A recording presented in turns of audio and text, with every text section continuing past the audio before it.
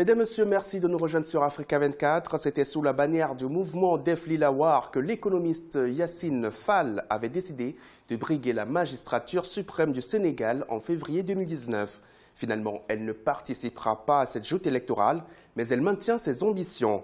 Ancienne déléguée générale de l'Organisation internationale de la francophonie et spécialiste des problématiques de développement, elle dit s'investir en politique pour apporter un changement radical du Sénégal et un mieux-être des Sénégalais. Vous êtes l'une de ces rares femmes qui embrassent une importante carrière en politique. Vous êtes également économiste. Comment comprendre aujourd'hui cette détermination des femmes du continent à aller au-devant de la scène? D'abord, je pense qu'il y a quelque part un cri du cœur qui dit que nous avons quand même pendant plusieurs années eu des leaders qui n'ont pas respecté les engagements, qui ont parfois même mis les intérêts de l'étranger au devant de la scène et qui aujourd'hui donc ces femmes-là qui se sentent, qui sont des patriotes, qui sont en mesure de gérer un État comme toute autre personne, se sont dites qu'il est temps que nous puissions aussi prendre les rênes du pouvoir parce que nous savons que nous sommes de bons gestionnaires,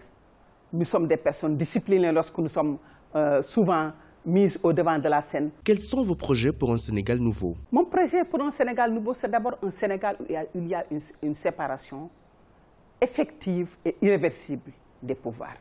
Du pouvoir judiciaire, du pouvoir législatif et du pouvoir exécutif. Parce que nous sommes dans un pays où il y a un président de la République qui est omnipuissant, qui nomme les magistrats et qui dirige en fait la justice.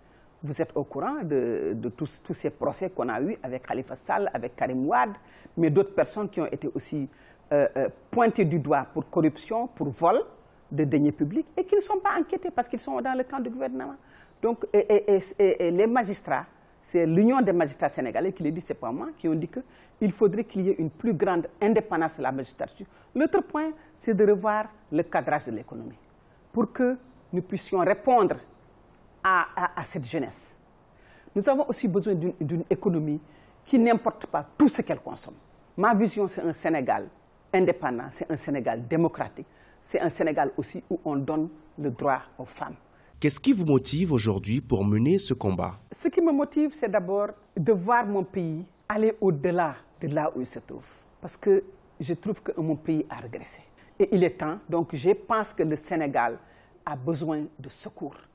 Il a besoin d'hommes et de femmes qui ont d'abord la capacité, la connaissance, l'expertise, l'éthique du travail, l'honnêteté, mais surtout la capacité à mettre le pays au devant de leurs intérêts personnels, au devant de leur famille, pour dire qu'ensemble, nous allons construire ce pays. Faut-il donc repenser la politique de développement du Sénégal?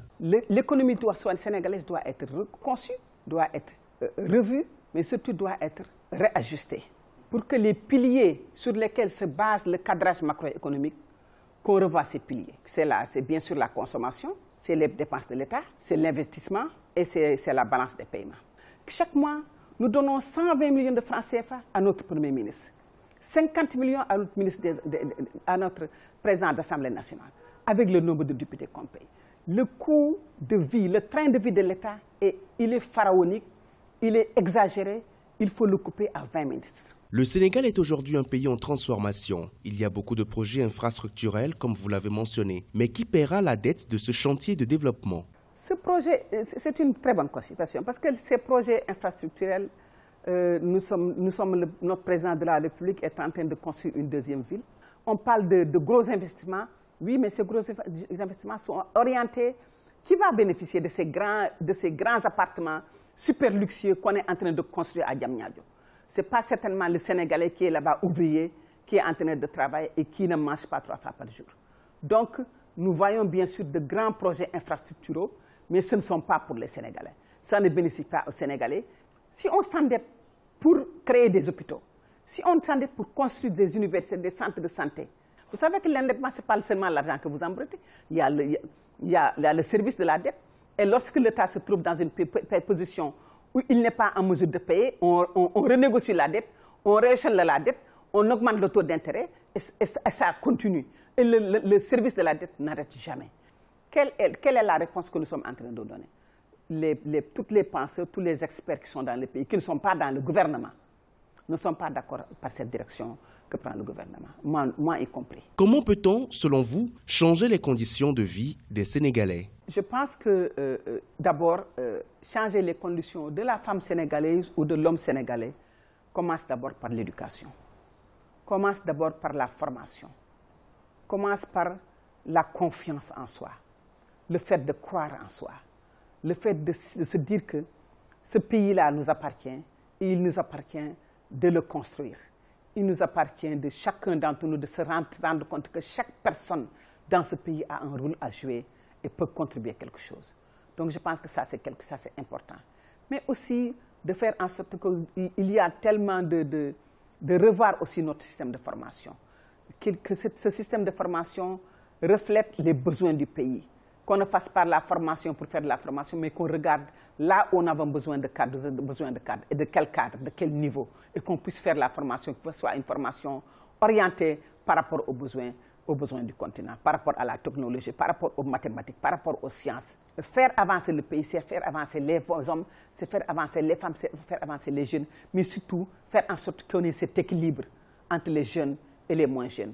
Et les plus vieux aussi, mais aussi cet équilibre aussi qui fasse en sorte qu'on puisse donner le pouvoir politique, le pouvoir économique des femmes, aux femmes, parce que ce sont elles qui produisent ce que nous mangeons, ce sont elles qui s'occupent des familles, ce sont elles qui font le travail social, domestique, etc.